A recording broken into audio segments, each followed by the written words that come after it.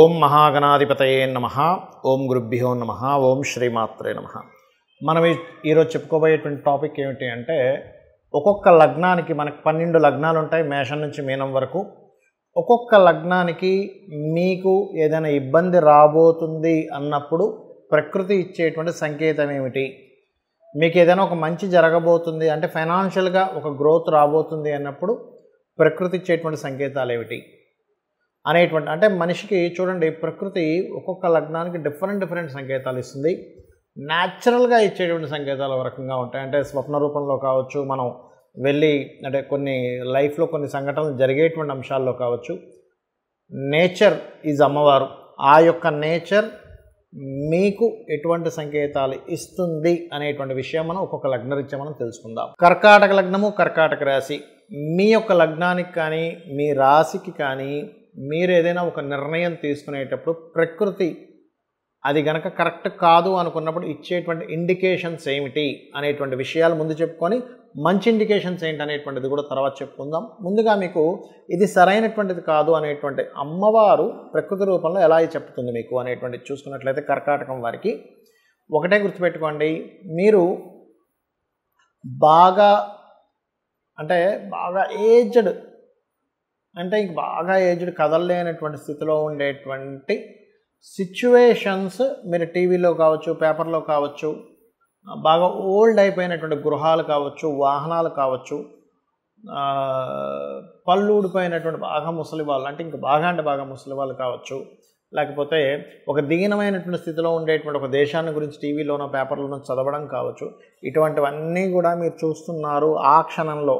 అంటే మీకు ఏదైతే ఆఫర్ వచ్చిందో, మీరు ఏదైతే ఆలోచిస్తున్నారో ఆ క్షణంలో మీరు అవి చూస్తున్నారు అంటే it's going to wrong. Something ఎక్కడో మీకు దాని యొక్క ప్రభావం నెగటివ్గా చూపించబోతుంది మీ యొక్క జీవితంలో మీరు అర్థం చేసుకోవాలి. అంటే ఏదైనా ఒక ఆఫర్ వచ్చింది, ఒక ఆఫర్ కాల్ వచ్చింది, మీరు ఆలోచించుకొని చెప్పండి అన్నారు, వెంటనే మీకు ఇట్లాంటి సిచ్యువేషన్స్ కనబడ్డాయి, వెంటనే మీరు దాన్ని రిజెక్ట్ చేయొచ్చు, ఖచ్చితంగా ఎటువంటి డౌట్ లేదు. అలాగే ఇక్కడ మరొక విషయం ఏంటంటే, కొన్ని సందర్భాల్లో ఎలా ఉంటుందంటే, మీరు ఒక అద్భుతమైనటువంటి గృహం, అందమైనటువంటి గృహం అప్పుడే కట్టి వెంటనే ఏదో పర్మిషన్స్ క్యాన్సిల్ అయ్యాయని డెమాలిష్ చేస్తూ ఉంటారు. అటువంటిది ఏదైనా వచ్చినా కూడా మీరు వెంటనే అర్థం చేసుకోవాలి. అదేవిధంగా కొన్ని సందర్భాల్లో మనం చూస్తూ ఉంటాం, ఒక కొత్త కారు యాక్సిడెంట్ అయిందండి, ఇట్లాంటివి వచ్చినా సరే మీరు కర్కాటక లగ్నం వారు చాలా జాగ్రత్తగా మీరు అర్థం చేసుకోవాలి. It's going to wrong. అది మీకు స్వప్న రూపంలో రావచ్చు, బయట సమాజంలో తిరుగుతున్నప్పుడు మీ కంటికి కనబడవచ్చు, పేపర్లో కనబడవచ్చు, యూట్యూబ్లో కనబడచ్చు, ఎక్కడైనా సరే తరచుగా అది కనబడుతుంది అంటే మీరు అర్థం చేసుకోవాల్సింది, మీరు డెసిషన్ తీసుకునేటువంటి నిర్ణయాలు ఏవైతే ఉన్నాయో రాంగ్గా ఉన్నాయి.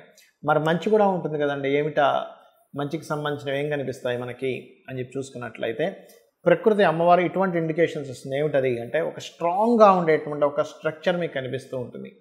అంటే ఒక స్ట్రాంగ్ స్ట్రక్చర్ కనబడుతుంది, లేదా ఒక దేవతా ఆలయం లేదా గురువులు దర్శనం ఇచ్చిన, లేకపోతే ఒక కాంపిటీషన్లో దేవతా అనుగ్రహం వల్ల వీళ్ళు సక్సెస్ అయ్యారనేటువంటి కొన్ని వార్తలు వినడం కానీ, అటువంటి కండిషన్స్ చూడడం కానీ. అంటే ఎలా అంటే, ఒకసారి చూడండి, మనం ఇండియా పాకిస్తాను లేకపోతే వేరే దేశంతో మన ఇండియా ఏదైనా ఆడుతున్నప్పుడు చాలా తక్కువ వికెట్లు ఉన్నాయి, చాలా తక్కువ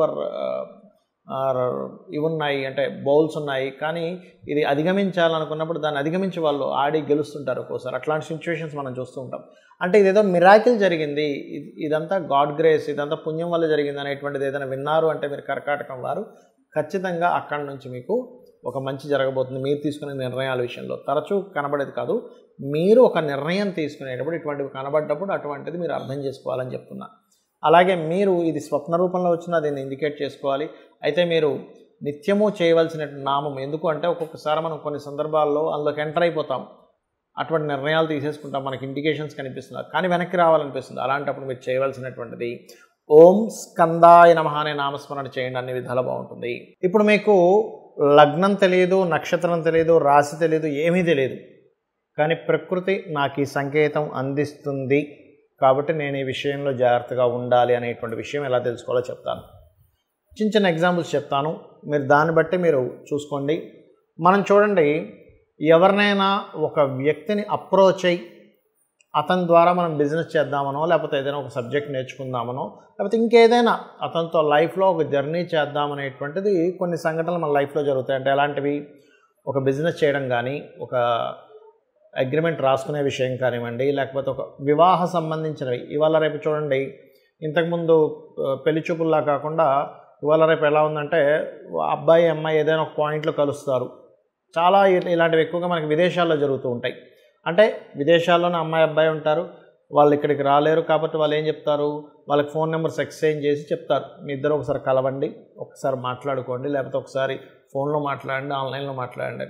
అలాంటప్పుడు మీకు ఆ పార్ట్నర్ని ఎంచుకునే విషయంలో కావచ్చు, అది లైఫ్ పార్ట్నర్ బిజినెస్ పార్ట్నర్ అంశంలో కావచ్చు, తరచూ మీకు ఏదో ఒక ఆటంకం జరుగుతుంది ఆ ప్రయాణంలో. అంటే అక్కడికి వెళ్ళేటువంటి పరిస్థితుల్లో కావచ్చు, ఆ ఫోన్ కాల్ రిసీవ్ చేసుకునే పరిస్థితుల్లో కావచ్చు, అది మీకు సరైనటువంటి సంబంధం కాదు అని మీరు అర్థం చేసుకోండి.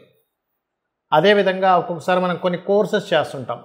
ఆ కోర్సెస్ చేసేటప్పుడు కూడా మనకి ఫలానా డిపార్ట్మెంట్ వాళ్ళకి ఫోన్ చేసినప్పుడు, లేకపోతే వాళ్ళని మనం కన్సల్ట్ అయినప్పుడు సరైనటువంటి డిస్కషన్స్ అవ్వట్లేదు. ఏదో ఒక చెడు అంటే అదే టైంలో ఏదైనా గొడవ జరగడము, అదే టైంలో ఒక్కోసారి ఎలా ఉంటుందంటే మనం ఒక పని చేసే ముందు దానికంటే ముందు ఒక నింద అనుభవించడం కానీ, ఒక ఇబ్బందికరమైనటువంటి వాతావరణం కానీ వచ్చి దాని తర్వాత వస్తుంది దాని రిజల్ట్ అనేటువంటిది.